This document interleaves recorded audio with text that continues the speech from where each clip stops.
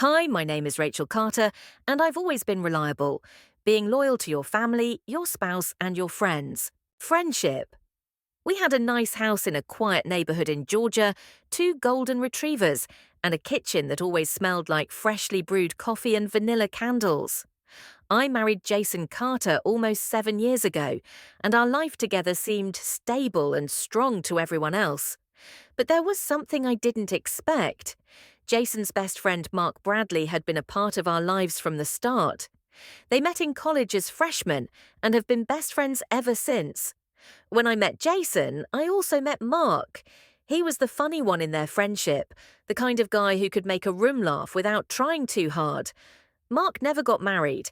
He dated a lot, but never seriously. I always thought he was too independent for a long-term commitment, and Jason often joked that Mark would end up single for life. Still, Mark was nice.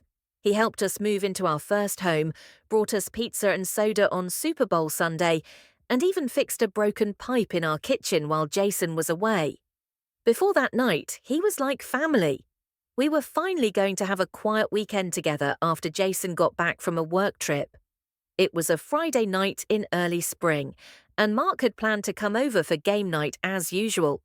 There were times when the three of us would play cards or watch a sports game on Fridays.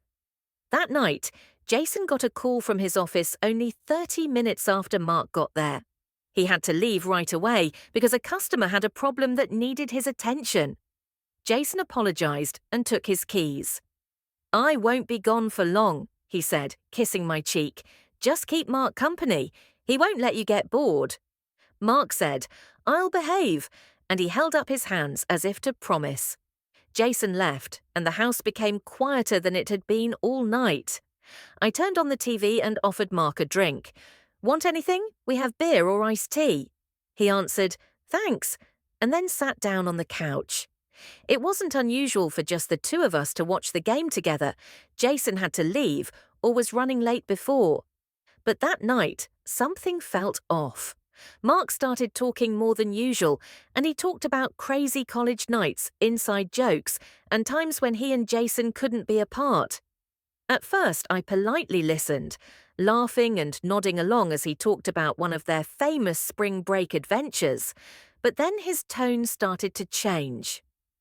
"You know," he said in a lower voice, "back in college I used to think Jason didn't deserve you."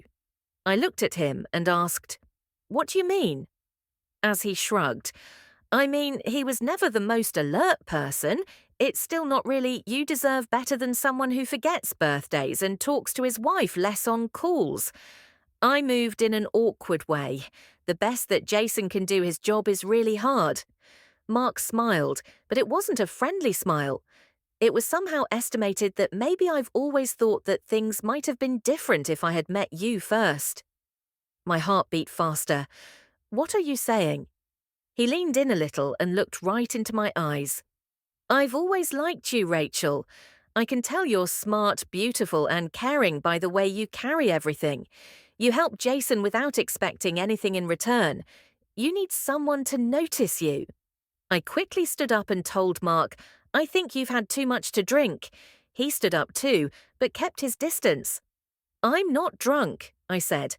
"I just can't keep acting like I don't care. I've felt this way for years, and I think you do too." That was it. I took a step back and kept my tone calm. "Mark, just because I'm your friend, Jason trusts you, and I trust you too. Don't make me feel bad about that." There was a long pause. His face softened, but I could tell there was something else going on behind his eyes. He reached for my hand, but I pulled it away. "I think it's time for you to leave," I told him. He looked like he wasn't sure what to say next, but he slowly nodded and walked to the door. "I'm sorry, I shouldn't have said anything." I didn't tell Jason when he got back later that night. I didn't want to break up years of friendship and trust over one strange night, especially if it was just a one-time thing, so I didn't do it right away. I needed time to think about what had happened and figure out what to do. I woke up the next morning to a message from Mark. "I'm sorry about last night, but I meant what I said. If you ever feel like Jason doesn't see you, you know where to find me." My heart sank. Everything changed after that message. He hadn't been holding on to that information for a long time. I spent the whole day trying to decide what to do. Should I tell Jason? Should I talk to Mark? Should I just ignore it and hope he backs off by that evening? I made up my mind and invited Mark over by saying I needed help fixing a leaky faucet. I didn't say anything important when he got there. When we got to the kitchen, I didn't waste any time. "You need to hear me clearly," I said. "I love Jason. I chose him, and I will never betray that." Mark didn't look good.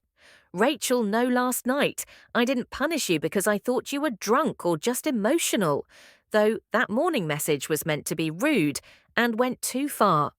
He started to talk, but I cut him off again. "I trusted you because you're Jason's best friend. He trusts you. You can't throw that away because you can't handle your feelings." Mark looked at the floor with his jaw clenched and said, "I get it." "I'm sorry. I need you to give us space. I won't tell Jason for now, but if you do something like that again, I won't protect you." He slowly nodded, shame flashing across his face. "I get it." Then he left. I thought that was the end of it, but I felt bad that I hadn't told Jason. I couldn't sleep or look at him the same way because I knew his best friend, the person he trusted the most, had tried to hurt us. I knew I had to tell him the truth, even if it meant hurting him. I told him everything the following weekend. After I was done, Jason sat still for a long time. On his face, it was hard to tell if he was shocked, angry, or confused. He asked, "Why didn't you tell me right away?" I replied, "I was trying to protect you. I didn't want to break something that was so important to you." He made a slow nod. "Thanks for letting me know I need to think." After that, the days were tense. Jason did not talk to Mark and did not even answer his texts. Then he invited Mark over one night. They sat on the porch for almost 2 hours. I watched with my heart in my throat from the kitchen window. They talked, fought, and finally hugged.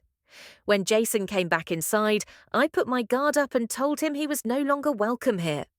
I forgive him, though. I nodded, tears in my eyes. Not for him, for me. I need to move on. Things changed in our marriage after that day. Jason paid more attention and was more present. We laughed and talked more. It was like the moment made us think about everything we had and tell us not to take it for granted.